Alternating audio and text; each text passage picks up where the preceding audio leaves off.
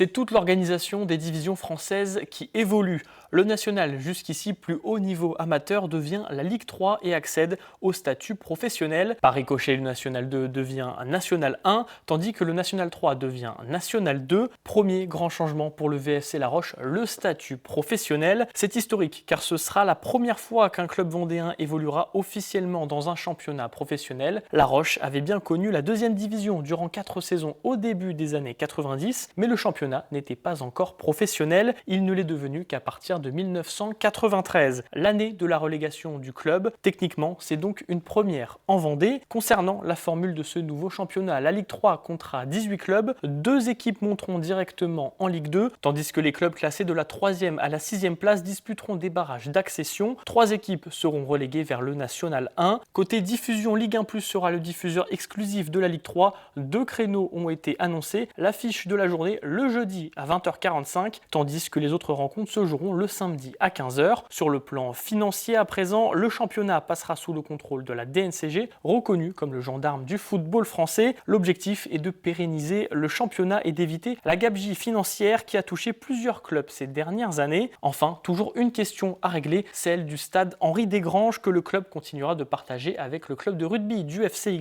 Il y a des discussions avec le staff, avec le président du club.